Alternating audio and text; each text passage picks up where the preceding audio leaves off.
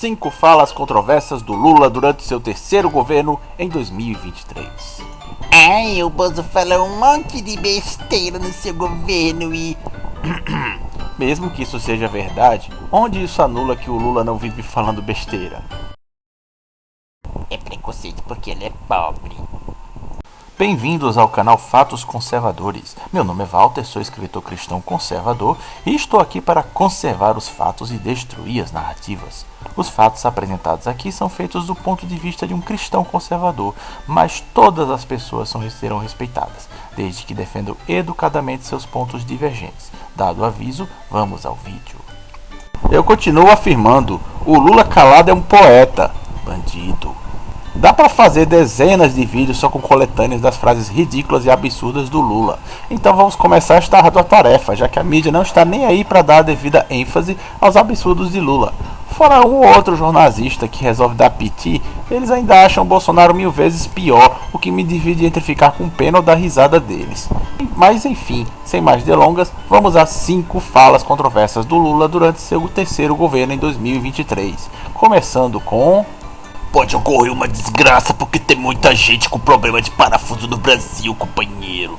Antes de mais nada, se queremos mostrar o quanto o Lula é ruim, só há uma forma, deixando ele falar. E vamos dar voz ao homem, gente. Mas eu sempre ouvi dizer que a Organização Mundial da Saúde sempre afirmou que na humanidade deve ter mais ou menos 15% de pessoas com algum problema de deficiência mental. Mas esse número é verdadeiro. E você pega o Brasil com 220 milhões de habitantes, você pegar 15% disso, significa que nós temos quase 30 milhões de pessoas, sabe, com problema de desequilíbrio de parafuso. Pode uma hora acontecer uma desgraça. Isso ocorreu após um covarde ataque que matou crianças numa creche em Blumenau. Sim, até numa situação onde o Lula poderia brilhar, já que toda a sociedade sabe que este ataque foi extremamente absurdo, até nisso ele consegue fazer caquinha. Mas, Walter, é mentira esses números da OMS, o Lula não tem um ponto nisso tudo. Sim e não. Sim, provavelmente esses números da globalista OMS são verdadeiros. Mas isso não dá nenhum ponto ao Lula por um motivo muito simples. As deficiências mencionadas na estatística, em sua suprema maioria, são apenas deficiências em todas as áreas, inclusive físicas. Ou seja, a generalização estúpida de Lula afeta até mesmo pessoas com problemas motores, como também portadores de síndrome de Down e autistas, que por si só não representam um perigo potencial a ninguém.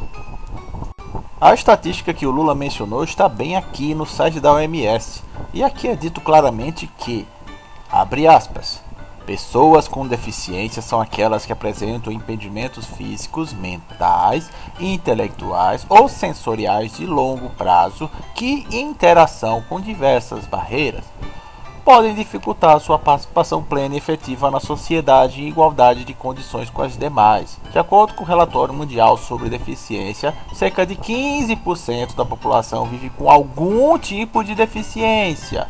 Grifo meu, todas essas que eu citei. As mulheres são mais propensas a sofrer com algum tipo de deficiência do que os homens, e as pessoas idosas mais do que os jovens. Nos últimos anos, a compreensão da deficiência mudou de uma perspectiva física ou médica para uma que leva em conta o contexto físico, social e político de uma pessoa. Hoje entende-se por deficiência a interação entre o estado de saúde ou desabilidade de uma pessoa e a multiplicidade de fatores que influenciam seu ambiente, fecha aspas. Ou seja, os 15% de deficiências mencionados nesta pesquisa estão concentrados em uma gama gigantesca de deficiências, a maioria delas maléfica apenas para o próprio afetado, o deficiente. Ou seja, diferente do que o Lula disse, não são quase 30 milhões de pessoas com problema no parafuso, nem de longe. Aliás, aqui eu só estou vendo uma pessoa com problema no parafuso, Lula, você. O Lula até que se desculpou porque viu que pegou muito mal, mas isso não muda o fato de que foi uma fala absurda. Fora que imaginem se fosse o Bolsonaro que tivesse dito isto, hein? Seria o evento cataclísmico do século. Mas vocês já sabem, se o Lula fala absurdidades, são apenas gafes e falas polêmicas, viu? Estas e muitas outras gafes, com muitas aspas, do Lula, estão listadas no artigo aí da tela. E não poderia faltar frases sobre a guerra da Ucrânia, como por exemplo... Estados Unidos e União Europeia deveriam parar de incentivar a guerra da Ucrânia. Coitado do Lula, gente. Ele poderia ter resolvido o problema da guerra da Ucrânia numa mesa de bar, lembram?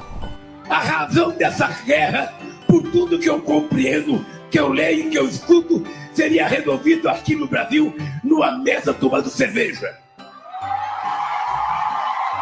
Seria resolvido aqui. Se não na primeira cerveja, na segunda. Se não desce na segunda, na terceira. Se não desce na terceira, até acabar as garrafas, a gente iria fazer um acordo de paz. Ai, Walter, mas ele não disse que ele queria resolver a guerra desta forma. Ah, é? E quem ele disse que iria resolver a guerra assim? Os próprios caras que querem se matar? Ou iria rolar tudo sozinho? Mas voltando a gafe, com muitas aspas do original, aqui o senhor Lula coloca como se os Estados Unidos e a União Europeia estivessem incentivando a guerra na Ucrânia. Então, de novo, vamos deixar o Lula paz e amor falar. É preciso que os Estados Unidos pare de incentivar a guerra e comece a falar em paz. É preciso que a União Europeia comece a falar em paz. Ai, mas qual é o problema disso, Walter? Você quer guerra, é?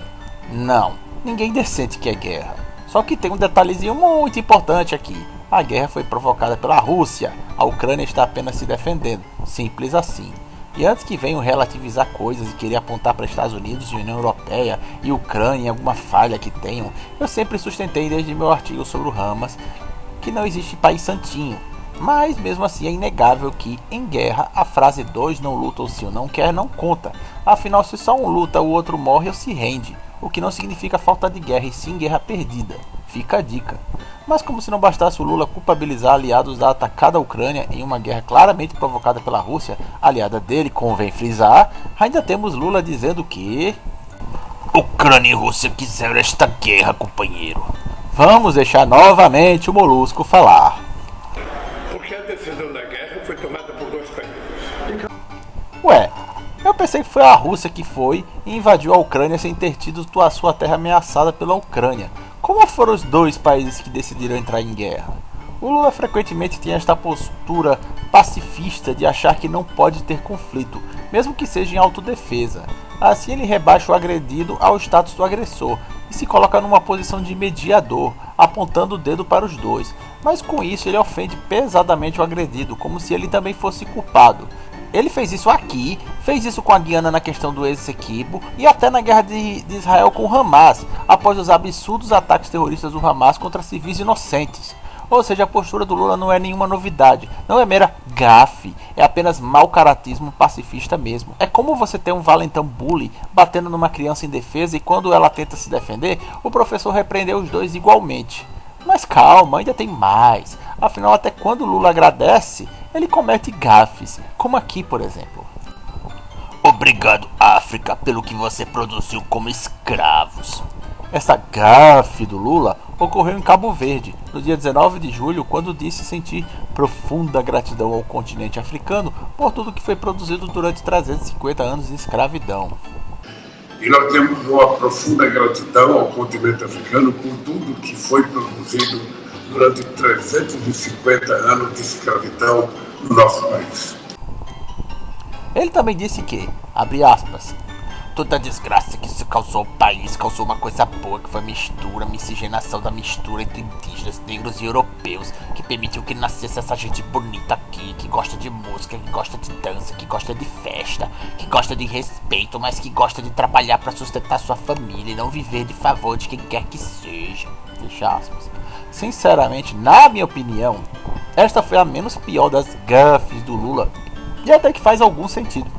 Afinal, sim, é um fato que os escravos construíram bases importantes no mundo, sejam estes escravos negros, judeus ou até de outra raça. Isso não impede que classifiquemos a escravidão como algo imoral, mas não podemos fechar os olhos para todos os fatos bons, neutros e ruins que ocorreram durante este período. Uma coisa não anula a outra. Mas então, por que então coloquei esta frase aqui se nem considero ela tão grave? Simplesmente porque, apenas imaginem se o Bolsonaro tivesse dito isto aqui. Ele seria perpetuado como o pior racista da história, sem dúvidas. Mas como é o Lula, está suave, só um mimimizinho básico ali e acolá e tudo fica tranquilo. E não poderia faltar, vindo do Lula, uma frase absurda em sua jornada passapanista a favor de seus irmãos venezuelanos.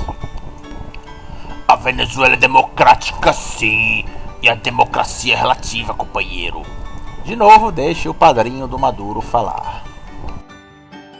A Venezuela, ela tem mais eleições do que o Brasil. A Venezuela, desde que o Chávez tomou posse... Mas eleições não garantem democracias, né, presidente? Deixa eu lhe falar uma coisa. O conceito de democracia é relativo para você e para mim. Sim, o Lula chamou uma ditadura admitida até pela esquerdista ONU de democracia. E mesmo após o entrevistador afirmar que a eleição não garante democracia, o Lula ainda solta mais uma pérola, a de que a democracia é relativa. E aí, pessoal, eu discordo do Lula aqui? Não, eu concordo. Sabe por quê?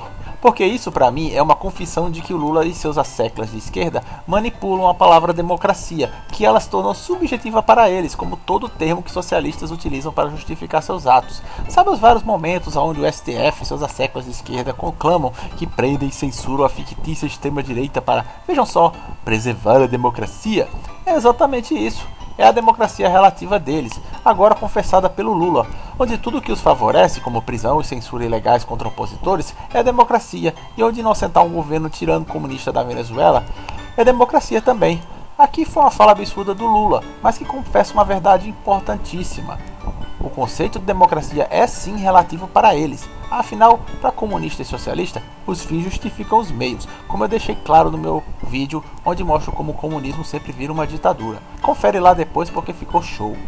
E continue deixando o Lula falar. Quem sabe assim, talvez, muito talvez, os brasileiros percebam a roubada em que se meteram ao trocarem o capitão Cloroquina pelo democrata de Taubaté. Sem mais. E muito obrigado por ter assistido meu vídeo até o fim. Peço que apoie meu trabalho com sua preciosa curtida e inscrição e comente no vídeo que achou do assunto, com críticas educadas, elogios e sugestões de novos temas para aumentar a relevância do canal, de forma que ele atinja mais pessoas. Desde já fiquem com Deus e estes foram os fatos conservadores, conservando os fatos e destruindo as narrativas.